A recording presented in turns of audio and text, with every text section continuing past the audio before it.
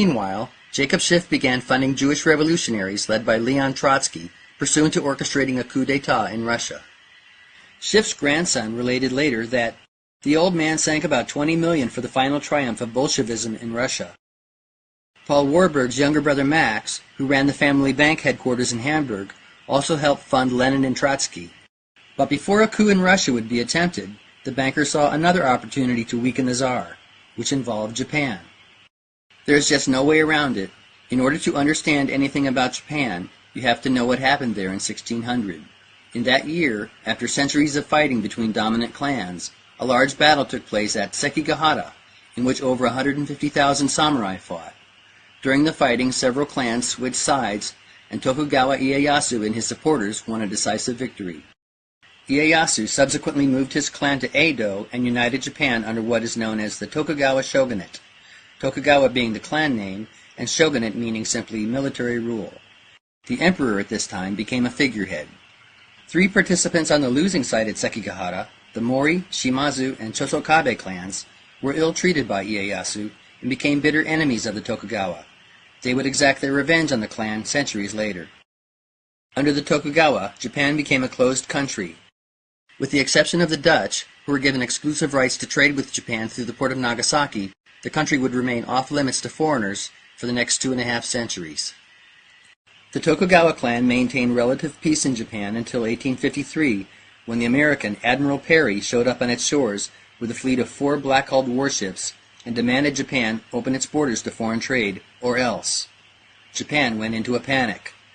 Fearful of an attack by these strange people with their modern weapons, the Tokugawa decided to appease Perry. This set off civil war in the country, for the Western clans saw this as a chance to topple the shogunate. They rallied their supporters under the cry, "Expel the barbarians, reinstate the emperor." Ironically, during the subsequent bloody conflict over what to do about the foreigners, both sides employed the support of the West, hoping to get the upper hand. France supported and sold weaponry to the shogunate, while Britain supported and sold weapons to the Western clans. After much bloodletting, the Tokugawa shogunate threw in the towel, and Emperor Meiji, a 16-year-old boy at the time, moved the imperial house to Edo and assumed power. Edo was renamed Tokyo. The newly restored emperor did not kick out the foreigners as his supporters had advertised. On the contrary, the Meiji government went on a modernization binge, building railways, factories, power plants, and warships as fast as they could. Military advisors were brought to Japan from Britain, France, and even Germany. Then Japan started flexing its new military might in Asia, fighting and winning a war with China. This made Russia nervous, and tensions were raised again when Japan signed a military alliance with Britain. Finally, in 1904, Japan attacked and declared war on Russia. Jacob Schiff immediately went into action, arranging loans to support Japan's war effort. Money poured in from Kuhn & Loeb, M.M. Warburg, Deutsche Bank, and the Hong Kong and Shanghai Bank, which had been set up by the British after the Opium Wars.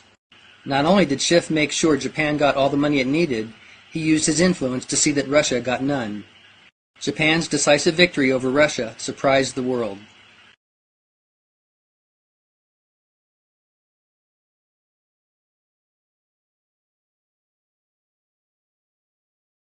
It was no secret that powerful Western business interests exploited Japan's eagerness to modernize and her thirst for conquest to attack Tsarist Russia. Political cartoons of the day attest to this. Jacob Schiff even bragged about it. John Hammond was quoted in the New York Times commenting on Schiff's boastful statement that the money of Jewish bankers had made it possible for Japan to wage a successful war against Russia. George Kennan boasted about his role in taking down the Tsar as well. He arrived in Japan in 1904 just as the war was getting underway, and with the permission of the Meiji government, distributed anti-Tsarist propaganda to Russian prisoners of war. He was later quoted as saying that, as a result, 50,000 Russian officers and men went back to their country ardent revolutionists. Yet another straw was laid across the Tsar's back. In 1908, Jacob Schiff led a campaign to force then-President Taft to abrogate the U.S.'s long-standing trade agreement with Russia. Skeptics often submit that Jacob Schiff's campaign to topple the Tsar was merely a private crusade, but this is clearly not the case. In 1915, the American International Corporation was formed. On its board of directors sat some of the top financiers of the day: Percy Rockefeller, his brother-in-law James A. Stillman, and the president of E. H. Harriman's Southern and Union Pacific Railroads, Robert S. Lovett, all directors at National City Bank of New York. The company's founder was National City Bank's president, Frank Vanderlip, one of the 7 attendees at Jekyll Island. Other AIC directors included Otto Kahn of Kuhn and Loeb, Pierre DuPont, and the great-grandfather of George W. Bush, George Herbert Walker. The American International Corporation worked closely with another important company, Guarantee Trust of New York. Guarantee Trust had been built up on the Rockefeller, Whitney, Vanderbilt, and Harriman fortunes, but by 1915, JP Morgan held controlling interest. Guarantee Trust's list of directors was impressive as well. It included George F. Baker, Charles H. Allen, Rothschild Representative August Belmont, Harry Payne Whitney, and JP Morgan partner Thomas Lamont. The bank's vice president was Harold Stanley, who would go on to co-found the Morgan Stanley Investment House. In short, the bulk of American wealth and power was represented on the boards of these two companies. Together, they would eventually control dozens of multinational corporations operating around the globe. But in 1915, their first order of business was to pick up where Jacob Schiff left off, and in the final years leading up to the Russian Revolution, see to it that Lenin and Trotsky's Bolsheviks had all the backing they needed. Finally, in 1917, Tsar Nicholas II, weakened by George Kennan's propaganda campaign, humiliating defeat at the hands of the Japanese, and catastrophic involvement in World War I, fell to the Bolsheviks. The Tsar and his family were killed in a house in Yekaterinburg. Communism was born.